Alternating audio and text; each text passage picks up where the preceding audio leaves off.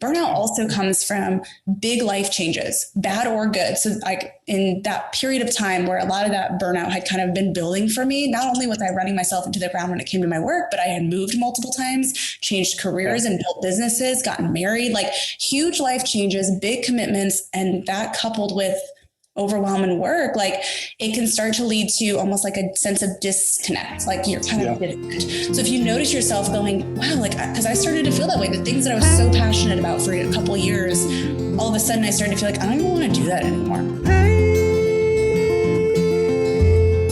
Hey everyone, you're going to love this episode today with Jordan Lee Dooley. Before her 25th birthday, she built a 7-figure business, published a national best-selling book, launched a top podcast, and at 25, her life flipped upside down. Yeah, and so today she shares some of the simple, practical things that helped her reprioritize her life. So enjoy this episode with Jordan Lee Dooley.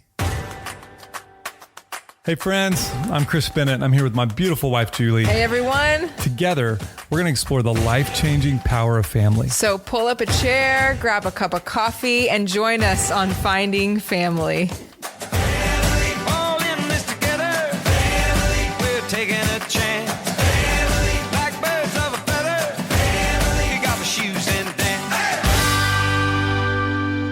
We are so excited for this conversation today with our new friend, Jordan Lee Dooley. And Jordan, first I want to say thanks so much in your crazy busy schedule. Thanks for making time to jump on with us. Happy to be here. Thanks for having me. It's something I've been looking forward to. So I'm excited to chat. Yeah, and I think our first encounter, I mean, from a distance was we were at some movie premiere, which sounds a lot fancier than it is, but a few years ago, and through that heard more about you, started following some of your journey. I know you do a lot online, which we can get to, but I think the thing that I appreciate and Julie appreciates the most is we've just from a distance, watch your story, just one, your vision, but your openness and vulnerability and how you've really used your own story and struggles of what you've gone through to help people and to build and fulfill, but not pay the price that maybe you had to pay in some of your endeavors. And so anyway, we'll jump into some of that today. Thanks. Yeah, again. and thanks for just living honestly. I think we talk a lot about being authentic and honest, and you're not just honest with your story and what we've gone through. You're honest and just how would I say this? You make what's supposed to be vulnerable very real. You give space for that, and just through your life and journey, helping people discover ourselves and allowing us to give space for us to see really what matters most to us. So, I mean, I love that. Thank you. So, I appreciate that. We try. Sometimes it's it's interesting because it's a difficult thing to do on the internet, and I actually feel like something I've had to learn the hard way and in a very necessary way is that sometimes transparency and vulnerability, and the best way to do that is sometimes to be less open on the internet and to really know your season and the time that it's appropriate to share and when it's, actually helpful and fruitful versus where it's just like, oh, this is actually like maybe kind of crossing unhealthy lines and learning what that can really look like. Wow. Because it isn't just in-person communication and connection with those who really know you. So it's been a refining process to kind of figure out how do you use your story for good and use your pain for a purpose and all of that without necessarily like airing out your dirty laundry. Right. So it's kind of been this refining process to figure out what that looks like over the last several years of doing this. But I've learned quite a bit in the process. I think actually something recently that you posted, I think it was fairly recent. I can't remember exactly when, but you talked about when we don't have the wisdom and the boundaries, it can just be, what were you saying, curated imperfections? Mm-hmm. Is that how you worded it? And I was like, mic drop, like, wait a second. And it really, really made me think. And that's the honesty I'm talking about. Actually, honesty and your self-awareness. And I really thought deeply about that. I looked at Chris, I was like, okay, hold on. Because through my journey of cancer, I've had so many people at times like, it's okay to not be okay, or why don't you share more of this? And everybody's, because they're projecting it through what they think they need versus like, I'm going to do me and you do you, and learning how to be okay with that and using the wisdom. So yeah, it's powerful. Yeah. I mean, I think the hard reality is we all really crave connection on the internet because that's become such a way to connect, especially in our COVID world and all of that. But I also think that what we've had to remember, or that what we have to remember, is that even the most unfiltered photo on the internet or even video or whatever, like you can only be so real on the internet because it's a glimpse of time. It's a moment. Even if you filled up all of your Instagram stories, I think you get a total of 4 minutes of your 24-hour day that you could put on there. So it's just this interesting, I think you put it really well, like just honesty in the sense of a self-awareness. And I think there's a way to be honest and authentic and genuine on the internet.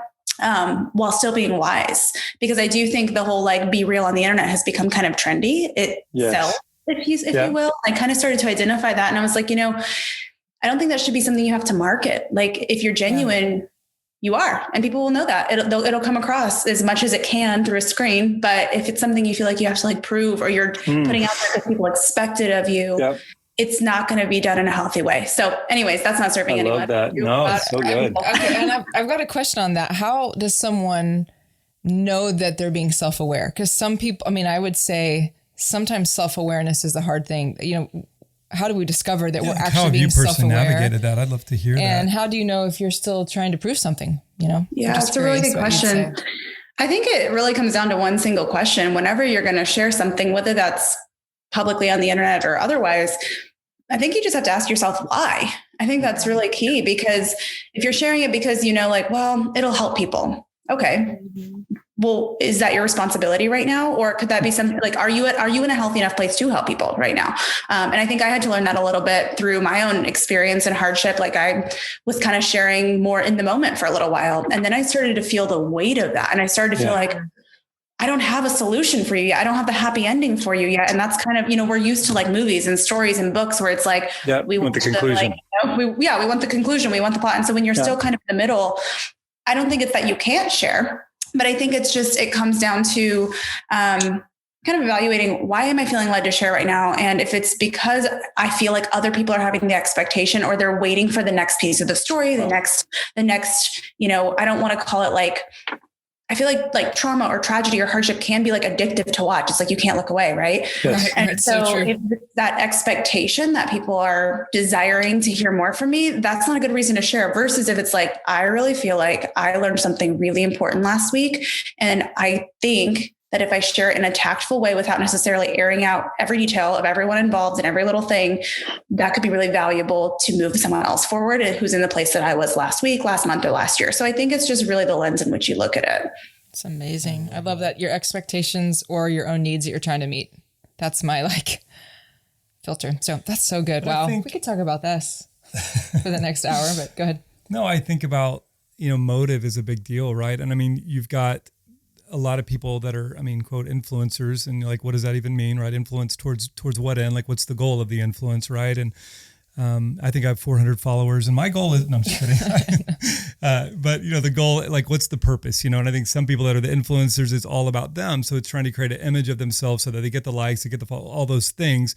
That's not reality. But then, for people like you that actually okay, I want to use what I've been given in a way that's actually helpful, then it's a different conversation, right? Because it isn't about you. It's using what you have.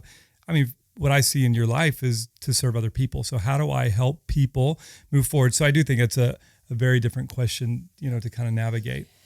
That's good stuff. So let's go back, and I want to hear a little bit. Will you just share a little bit about your story, your journey, and how you got to where you are now? Yeah, how much time do you have? It's a long story, but this will be a 3-hour podcast. So no. Yeah, I'll share my Spark Notes version, if you will. But so I got started with everything that I do now on the internet and writing and speaking and everything that I do with an Etsy store. Go figure. I just needed a creative outlet in college, and I was kind of one of those overachievers, dean's list kind of students. Where'd you go to school? Where were you at? I went to Indiana University, cool. State school here in Indiana. And that's where I met my husband. So we had started dating at the time, and he was a college athlete. He played football, and he had taken up guitar because he needed a creative outlet with all the stress of, athletics and school and everything. And so he knew that I was kind of operating under a similar, just intensity in terms of academics. And so he said, hey, you need a creative outlet. You're good at that hand doodling thing. I would just hand letter and write calligraphy and things like that. And he's like, maybe you should start an Etsy shop. And I just remember chuckling, thinking well, that's awfully artsy of you for a football player, but okay. Didn't even know he knew what that was. So that's kind of where my journey started. And that over time evolved into various different creative endeavors. And I started using social media to promote the different products that I would create, the handmade goods I made. And that eventually led to writing a lot on social media and I had some posts that were getting shared a lot. And so I started growing a little bit of a community, and then I started doing wedding photography. And there were just a few years where I was just kind of exploring different creative, outlets, different ways to, freelance, different ways to make an income. I had just finished college. We were about to get married, and he was trying to pursue an NFL career. And so that was very unstable and uncertain. And so I was like, okay, what can I like piecemeal together? Also knowing that I can't really start a career because when I get married, I'm going to move to who knows where. So it was an interesting couple of years of just kind of trying different things. And eventually that led to really me finding my lane in writing and speaking. And so running an online business. And so I really went hard on that for a couple of years after college. I was like, okay, I'm not doing the traditional career path. My grandmother still asks if I make money, like if I work, like she doesn't understand.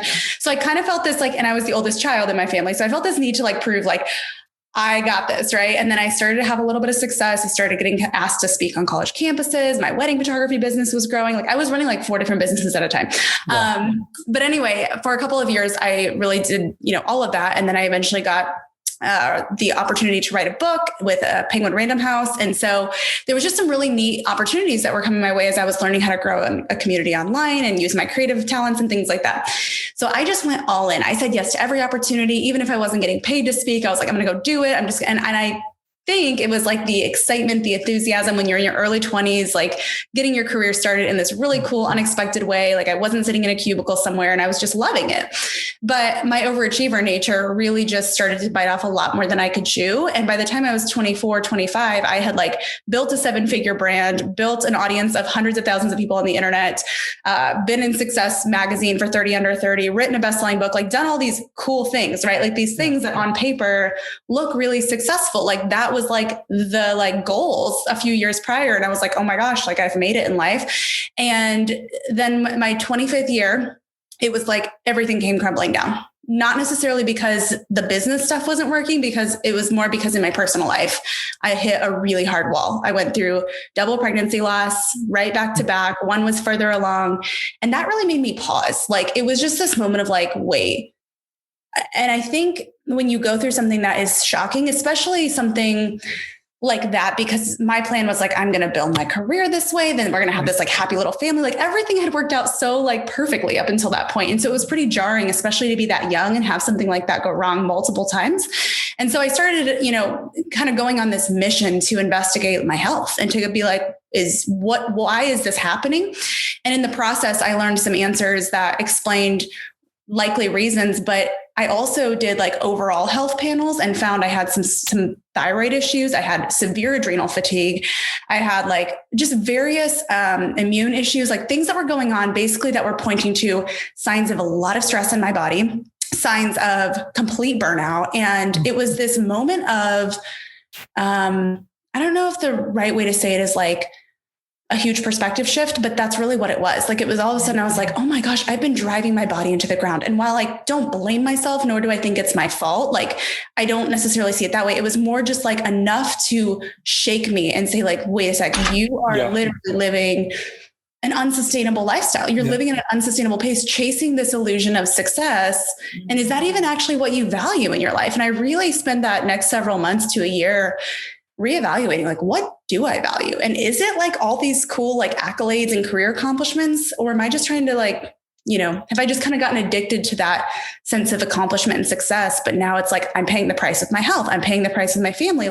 That's not worth it to me. And so that was a huge turning point for me. And I started to reevaluate, what is it that what am I doing? Why am I doing it? And what do I actually value? And so that is where I think I really started to make a shift in the way that I work, in what I'm pursuing and what I'm valuing. I was okay with saying, no, I'm not going to double my business year over year. And you know what? I'm actually going to shrink my team. I don't need to be paying 1,000 people. It wasn't 1,000, but I had a larger team for a little while. And I was just I'm killing myself trying to keep up with all of this, and it's not worth it. And it's not actually making me happy, and it's not actually making me healthy. So what do I need to change? So anyways, I've spent the last, I'd say 1.5 to 2 years kind of recalibrating my work style, my approach, my lifestyle, all of that to really support a healthy marriage, a healthy future family, a healthy body.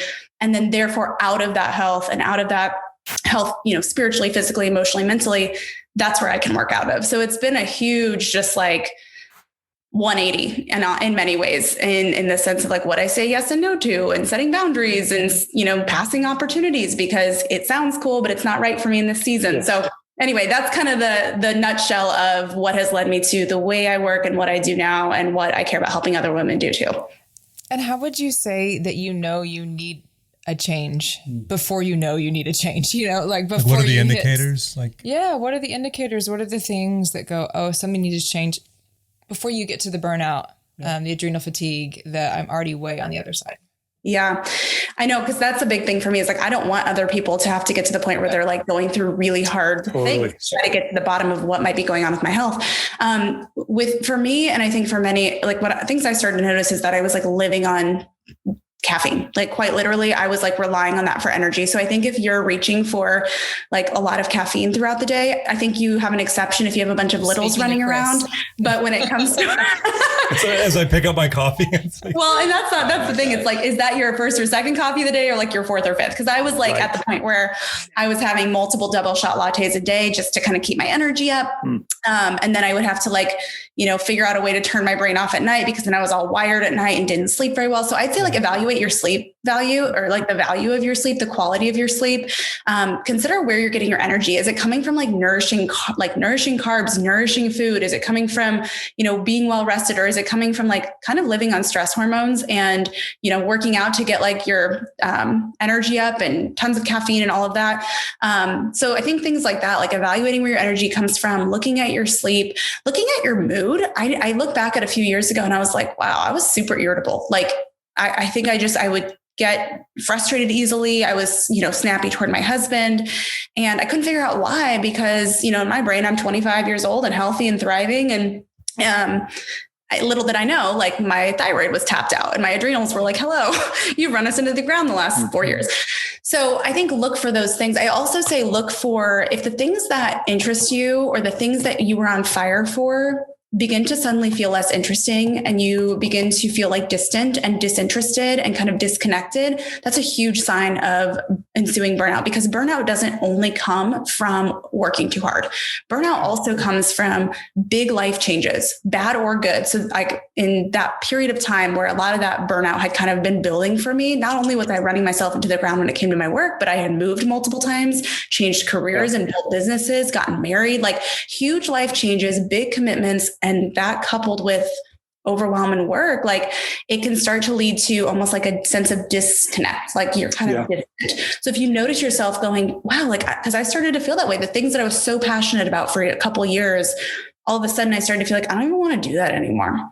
And I was like, why do I feel so negative toward like this dream job that so many people would want, and it all kind of started to make sense as I looked into it. So I think those are your signs. Where's your energy coming from? Where, like, what's your quality of sleep? Do you feel disconnected or disinterested from the things that once really fired you up? Like those are all signs. And have you had any really big life experiences in addition to feeling like your plate is really full? And if you have, those are all kind of a recipe and signs. Those are kind of like red flags to be looking out for so that you can make some adjustments. That's good. And would you parallel that or say the same as discovering what you really value? And how does that go together? Like knowing that you need to change and then what am I valuing? I mean, I think they do, but is there anything that you would distinguish between those two things? Well, yeah, I think if you start to kind of evaluate your life and you start realizing like, okay, I do think I need to make some changes or, I'm feeling overwhelmed or burned out. I think, again, I always say the single most important question to pretty much figure out any problem in life is why. And so to everything that's on your plate, everything you've committed yourself to, every project you've said yes to, every volunteer project you've said yes to, like ask yourself why. And if your answer is like, well, I saw an ad online that said somebody grew their business to 6 figures in a year, or my sister lost X amount of weight or whatever, like that's just not a good why. And you're going to be doing that kind of from a place of like an empty cup rather than from a place of fullness and purpose. Versus if you're like, well, I want to grow my business to 6 figures so I can leave my job and be home when my baby's born in 10 months or whatever, in 8 months or whatever.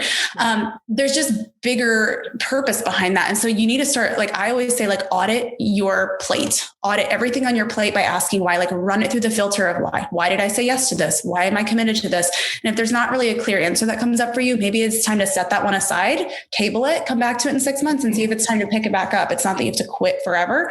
And there's certain things you can say no no to, right? Like you might not be able to say no to like, tending to your marriage or like running your household, but some of those additional things that we naturally take on, those are sometimes the ways we can create space.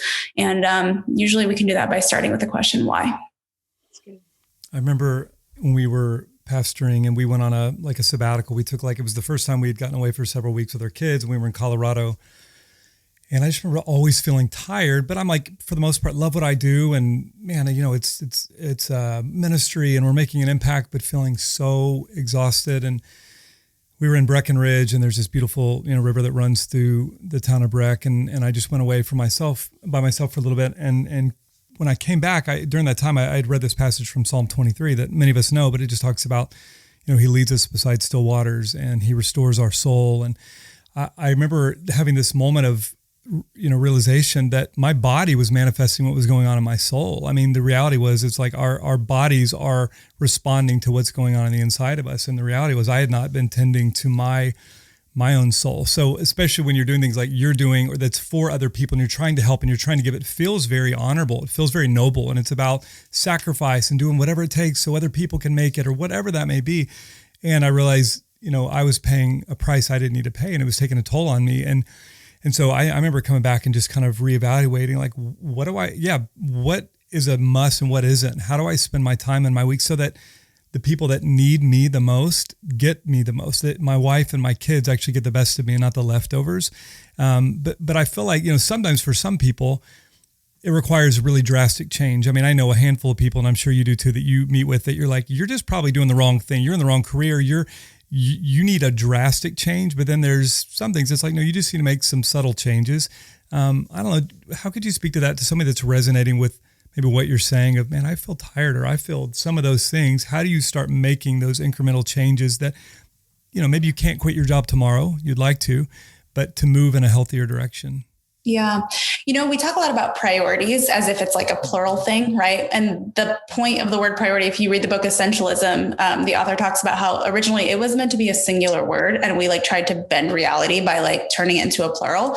And so I was really convicted by that because I was like, well, how am I supposed to not prioritize? If you think about it, a lot of things in my life are priorities, my job, my marriage, my health, my house, how do you just pick one? Right. And so in my season of kind of trying to figure out how do I make these changes in a way that still allows me to tend to all of my responsibilities, but maybe not bite off more than I can chew and do it in a more sustainable way, I started to think about something I just coined the present priority. So you can call that your PP if you want to, but the way that I think about that is, okay, we may have these big visions for our life of things we ultimately want to do with our family or our businesses or our careers or whatever. But maybe that's not something that you can just shift overnight. What I like to think about is in the next 3 to 6 months, what is my present priority? Meaning if I'm thinking about the big vision, what's going to move me a little bit closer to that in the next 6 months? So it may be for me, I'll give you my example because this is kind of a lived example and there's some big changes in it and some small changes. So once I started getting all these answers back and started realizing through my testing and just my process of trying to figure out what might be going on with my health, I started to realize, okay, my present priority in this season needs to be healing my body. It does, because that's a clear problem that I'm facing, but I still have all these responsibilities. What do I do? So I said, instead of just picking that and foregoing everything else, I just tried to look at it as if this is my present priority, how does everything else fall in line to support that? It doesn't mean I'm not tending to my business or not paying attention to my home or anything else, but I need to maybe make an adjustment in the amount of hours I'm on email. Maybe I need to make an adjustment on the amount of housework I take on, and maybe we divide and conquer a little bit better. There's just ways you can look at these areas and say, how can I set that responsibility up to best support my present priority in this short-term season, in the next 3 months, 6 months, 9 months, or 12 months. And so one big thing we did is we actually decided to move because we had an old home that was kind of becoming a huge stressor in our life. And we lived on a lot of land that required a lot of maintenance. And we were we could either take on the expenses and the stress of renovating this whole thing and hiring landscapers, or we can sell it, let someone else in a season of life where it's more appropriate to do that, handle that. And we go simplify our lives. So that was a big change. But a small change I made is I was I'm going to say no to these 2 work projects this year. And I'm going to say I'm unavailable for those and table them to the next year. And I'm going to kind of simplify the way that I'm working. So again, it can be big or small, but I think it ultimately give yourself something specific to prioritize that needs you're tending to more urgently. What is the urgent thing? Maybe it's a sick child. Maybe it's getting out of debt and paying down, debt, or maybe it is healing your health or something else, but something that's more urgent. And then make sure everything else that you have and that you're doing falls in line with that and is supportive of that. It doesn't mean you stop tending to those things. And maybe you just adjust the way you're going about them so that it is supportive of it. That is so good. Wow. I love that. I know. Super practical. How has it been? So I know you're married, and Matt, right? Is it Matt? Mm-hmm. Yep. What role has he played in this? Because, Julie's gone through her own journey of health, and you very quickly, I don't want to speak for you, but I'm about to. No, but when you're sick, you very quickly, priorities get very small. It's like living, taking care of myself, all those things shrink down Very a whole narrow. lot. But what's that been like in terms of Matt alongside of you, helping you? Because things look really good on paper, but to really change a way of living, probably maybe the way you functioned for so long, or Julie did, that was not sustainable. I would just love to hear you. What does partnership look like in that for you? Yeah, it's a really good question. I don't know about you guys, but we complement each other pretty well. Like I would say his strengths are my weakness and vice versa. So like we call him the string to my balloon. Like I want to float away and do all the things. And he's like, we're just going to ground us back here really quick. I love that. I call Julie the exclamation point to my sentence. Sounds like the same thing. Okay, That's I a like good way to that. put it. I like that. That's a good one. Yeah, but I mean, he has a little bit more of a, kind of take it moment by moment, go with the flow personality, where I'm like, we got a plan, we've got new things to accomplish, next steps, and so, as I was sharing with him, okay, I know I need to make some changes in the habits that I just naturally have been living in. And I need to be creating more sustainable rhythms that are more conducive to our marriage, to my health, to having a family one day. I just need to take the time to do that. So when I expressed that to him, his nature already kind of, that appealed to him naturally because that's how he functions. But I think he was able to really just make ways to help me slow down. So for example, he suggested we start a garden so that I would have some sort of work to do with my hands, because when you're a go-getter and an achiever, sometimes just pausing and getting your hands in the dirt is a way to be present in your life. Did you want to do that when he said that? Were you like, that's the dumbest thing I've ever heard? Or you're like, no, that sounds amazing. I actually, it's funny because when we had some land, he was going full on old McDonald's farm. He wanted to he had goats. He was bringing home kittens. He wanted to get all these animals. And I was like, whoa, what is happening? So once we kind of decided not to overdo the animals, and we actually gave the chickens to some friends, and I felt like we had a little bit less to handle at the time, the garden idea actually was more appealing because it wasn't in the midst of a million other things. But, I actually liked the idea and it was really good for me. And then he also suggested that we Sabbath. And so we started that discipline that same year, close to that time, which is just every Sunday, we just kind of unplugged from our phones and we would go for walks, nap, read, cook a big meal, go see our neighbors. He literally got a landline for our house for a year. And I was like, I feel like I didn't even know they existed. I didn't know that was a thing. Apparently they do. And it's insanely for a landline, you're like, why am I spending $80 a month for 2 phone calls to my parents on a Sunday? But it was solely that, so that if our parents had an emergency or needed to get in touch with us while our phones were often in a drawer, it was there. But anyway, it didn't last long, but we did, he made some efforts just to set me up for success, because my nature was I want to do these things, but I'm not sure how to do these things. And so I kind of expressed that to him. And so he stepped in and he was like, okay, maybe we could start a garden project together. And maybe we Sabbath every Sunday and make that a rhythm of our lives and just kind of create a few things. We created a no phones in the bedroom rule, just a few little ways to help me actually implement the changes that I wanted to make. And so I think if you have a partner, whether you're very similar or opposites, or, they're the more of the go-getter, ask them to come alongside of you and come up with ideas and ways to help set you up for success and just hold you accountable to those things in a very loving and gentle way. And I think when you have a teammate to do it with, I think that really helps you love it. Stick with things that you want to do. I mean, I would love to know, that's really good, because I would love to know if you're glad you did the garden, because people have been telling me for, I think, a decade and a half. That's a long time, that I should do a garden. Now, long ago, they realized Julie is going to drive herself into a wall and crash and burn. We tried to have a garden. Do you remember this? Okay, no, I did. I tried to have a garden. It was a weed garden. It was beautiful. No, I planted some things and I had some success. I grew some green beans, some little tomatoes, but I planted mint, and nobody told me that you shouldn't do, was it mint? I think so. That spreads everywhere like crazy and never dies? Yes. Okay. Dave is saying yes. I'm a little fact checker back there. I was going to say, I'm like, I don't know. I don't grow mint in the garden. Okay. Well, so I shouldn't have done that. It's supposed to be in a separate container and I went all over the place. So the next year there was a mint that took out everything and I was like, I give up. But then the next year goes on, Julie, you should do a garden. I think your life really needs it. The next year, no, I still haven't done a garden, but do you have any regrets? That's my question. Do you have a garden? And do you have any regrets? Yeah, so our first year, so here's been my gardening experience thus far. The first year we started it, and my husband, like this was our, we started going through a lot of our hardship happened earlier in the summer. And so it was like August when he suggested that we do this garden. And I'm like, August in Indiana isn't an ideal time to start in a garden. But we didn't care. We were like, whatever, we'll just try it. Will be a little fun project for us. So we had 4 kale leaves that summer, like not plants, just leaves. One plant survived. Everything else was eaten or like just didn't grow. So much better. So I like tore up the kale leaves and put it in like a mixed green salad. And I was like, I gardens and I'm eating food. Oh my God. Farm to table. Yeah, it was great. Farm to table moment there. But then the next season, so we moved and simplified, had a smaller property and just got a newer home. And when we moved here, we started a new garden in May and we actually got a ton of harvest. We got like a ton of rainbow carrots and kale and tons of cucumbers. Like it was just so much fun. And so I actually really did enjoy it, but I was really a stickler because he wanted to have like 5 boxes and like a million different things. And I was like, let's start with 2 boxes and like 4 vegetables, because I just know that if I go too, like I'm an all-in person, but I think if something like this, if I go all in and then it fails, I'm never going to want to do it again. And so yeah, like you were saying. So I do think like if you do it, start with like 1 or 2 boxes and like 3 or 4 veggies. And set a realistic goal. Grow 4 leaves. And only plant mint in its own separate container, everyone. Okay. If you take anything away from today, just be careful with the mint. That's right.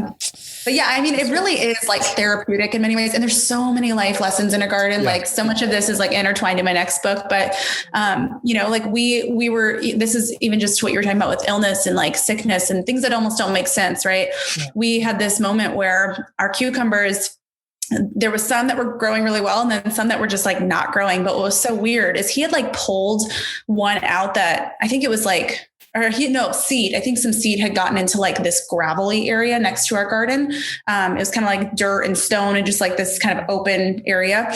And under a rock, a full-on cucumber started to grow, but there were some in the soil that we were like watering and tending to, and we weren't even like doing anything with that. We didn't even know it was there. And then we look over one day and we're like, that's gotten like no water, no tending to, no care. And it's like thriving. And then over here, we're like doing everything we can to support this and it's not. And so that was just a moment for us to learn, like we can give our best and that's important to tend to the things like our health, our families, but there's some things that like life is going to grow where it's going to grow. And there's only so much control we have over that. And so it was just a lesson in like, we can do our best and we are called to steward and tend to and do our best. But God just really taught us a lesson of like, there's only so much we can control too, and that's a hard lesson to learn. But when you put it in the context of things like illness or loss or anything like that, it's like, wow, because we can take that on ourselves so much of like, what did I do to cause this? Or like, what can I do better? And so, that was just a moment for us to kind of see a really big eternal kingdom lesson in the garden. So anyway, but yeah, we love the garden. It's been a good experience for us. That's awesome. Maybe our next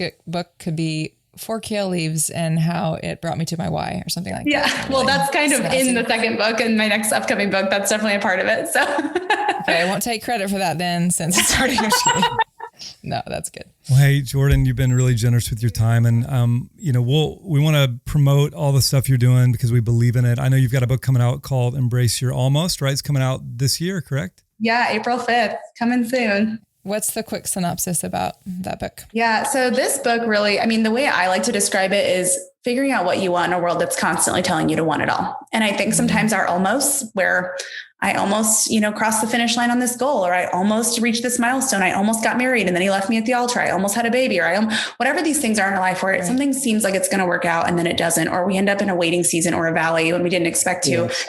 those are really hard. And we often want to like not embrace those. We want to like avoid at all costs. But I think there's a unique opportunity in those moments because they do really force you to reevaluate what is it that I value and what do I actually care about in a world that's constantly shouting at me to give my attention to this and achieve that and do this and be more and do more.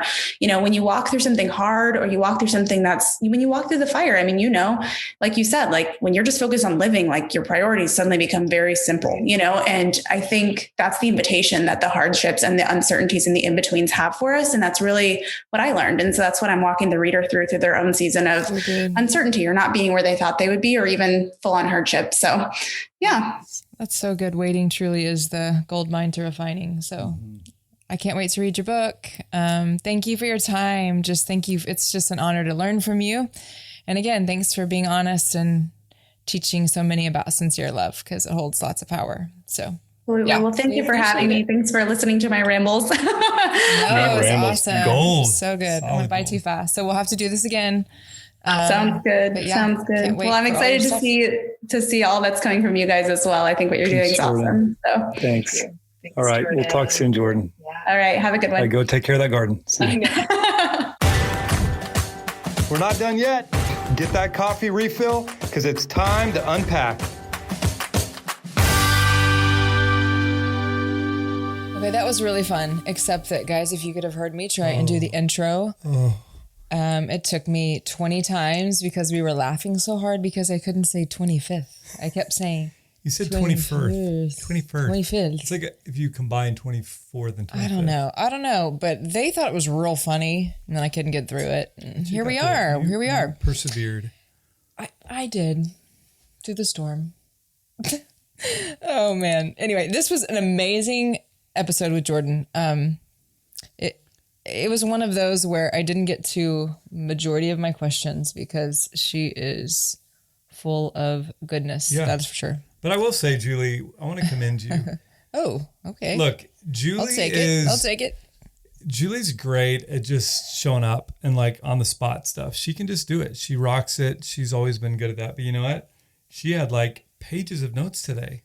I was actually really impressed. I did because I like her. It's not that you don't have questions. Usually you do, but I'm like, you went extra today. Guys, I don't always, honestly, really. But today you went above and beyond. I did. I really, which goes into, or which leads me into just the takeaways that Jordan had. I love how it started off talking about so many times when we are putting ourselves out there and being quote unquote authentic. Why people you just quote it twice. I don't know why.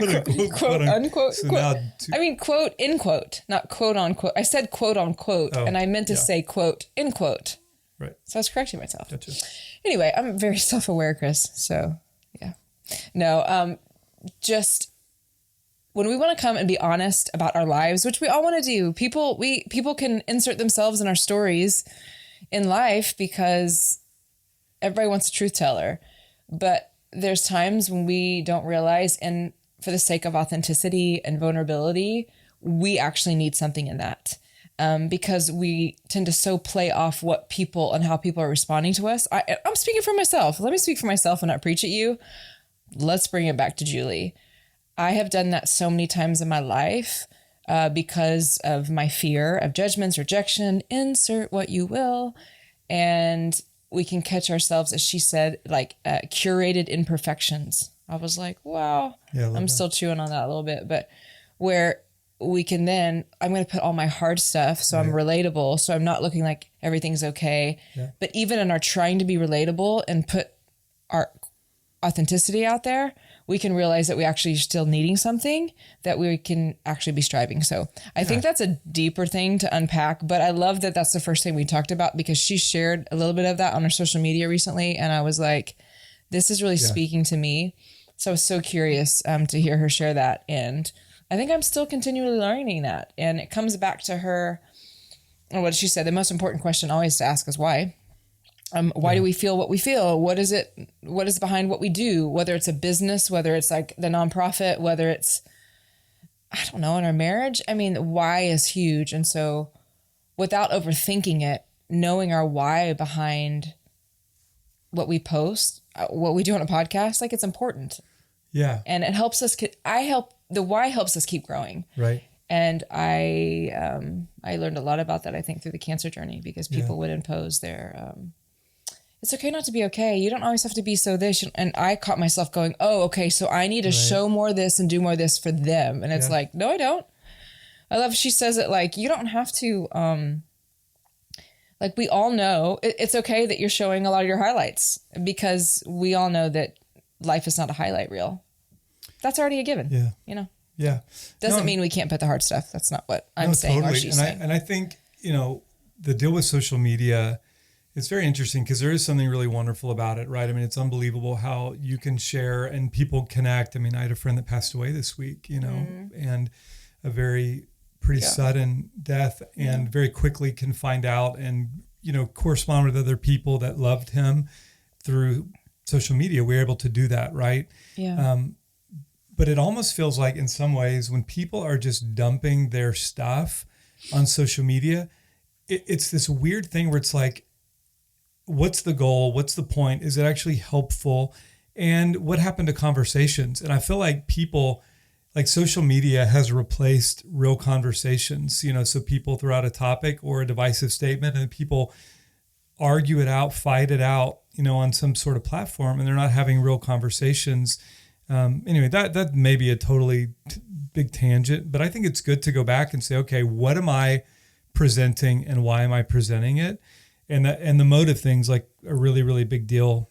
And I think, you know, for knowing a little bit of her story, I just think it's cool that she's using the stuff she went through to like help people in a different way. And I think that's, you know, Jules, I've seen you do that. You know, how do you use this? You know, how do you take the lessons learned and reapply them, you know, in your life and in the lives of other people, which is great. Yeah, she, at the very end there, she's talking about her new book that's coming out, focusing on enjoying in the waiting and not just enduring. You know, I mean, enduring is a part of life, but what does endure mean? I think it means like suffering, you know, to suffer patiently suffering. But how do we have joy and enjoy in that? Because it is in the waiting that it's this gold mine. It's where we find the gold. It's a gold mine to refining, and she's lived that really well, and she brings great reminders of that. I love when she talked about priority. Yeah, I was just about to say that. Yeah, and the present priority. Can I ask you something? No, go. Yeah, just how does our life fall into life to help support our present priorities? No, I mean, it's interesting because, like, you know, anytime you come to a new year, whether it's people that love to make resolutions or it's, you know, it's a opportunity to kind of look at life again and what actually matters and where do I want to spend my time and energy. And some people are better at following through. That's never been a strength of me or yours, is like, we're going to set these 5 goals. And, you know, we're great at like great ideas. We're great at having great ideas. We are great at, I will say something we do every year is our Wonder Wall, where like we did this recently where we put up, you know, this big piece of paper and all the kids write down all the things that happened in the last year that we're really great for. What are the wonders, you know, that we got to experience in our life, you know? So I will say we have done that, and we've done that consistently. But I think the thing of priority is it's that whole tyranny of the urgent thing, you know, whatever is the most urgent thing gets our attention, you know, opposed to what's the most important thing. And I do think it's important to really say what actually matters. Like, is it my marriage? Is it my kids? Is it where does my time and energy need to go? And then I think it helps you really know what to say no to. For sure. Can I just make an observation that's unrelated to what you just said? Oh dear. No.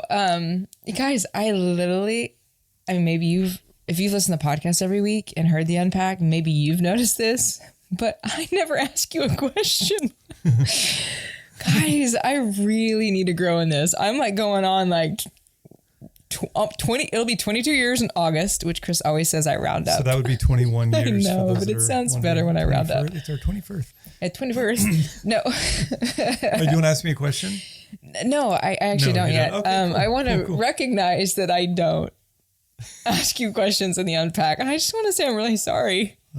I have to work on this in our marriage still because Chris is the best listener and I'd love to talk. And I've grown so much in this. Yeah. Let me ask you a question. I'm going to ask you one. I'm going to find one right now. I do have a question. How do you define success? How do I find It's a real narrow question. You know what? Actually, Jules, I don't know if you knew this, Okay. but a couple weeks ago, I wrote this down somewhere. To me, I didn't know that success is if I can be a great and present husband and father, then I'm successful. Present priority. Bam. Well, I wrote that because I Leads right think there's a into lot that. of things that we measure success by, and we end up striving after those things, and we neglect what I think actually matters. And I think I had that moment because we were out doing something. Like we went for a hike the other day, and I had these moments where it's like, as hard as things have been and all the challenges, and at times, feeling like, okay, we still have a long way to go to do the things we want to do, but really stepping back and saying, but you know what? I have a wife that loves me, right? I do so much. And 4 kids that You go right. that want to be with us. We have 4 kids that want to be do. around They us and do. love us, and we're imperfect and we make mistakes all the time in parenting. It's like an experiment, and sometimes you fail, but don't relent, parents. Hang in there. It's worth it. so that would be Go on. my very simplified. Well, and I definition of love that success. you defining your success allows you to make sure your life is falling in line that supports your present priority. That's your priority because that's what is successful. Yeah. Now that's in a broad sense. I understand that she was speaking to recognizing your present priorities maybe in each season. So that may be even more narrow, right? But that's really good. You are the best, Dad. Guys, he's the best. Laid it down. Yep. You should hear his kids talk about him. It will make you cry. Anyway. She also used the word audit your plate. I love that. Yeah. Audit your plate. What's on your plate? Looking at it. And we're constantly doing that. We're coming into a new season where, this last month has been hard. I keep having back issues and some things, but I got a clear bone scan. I don't know if I said that on the last podcast. And I don't know exactly when you'll hear this, but just coming into a season where I'm continually getting healthy. And so those things we've been dreaming about, even though we've been working on things and Right. believing for things, we're coming into a season where it's like, okay, what is this present priority for us? How do we answer that? And how do our values and things fall in line as we're coming into like a new change?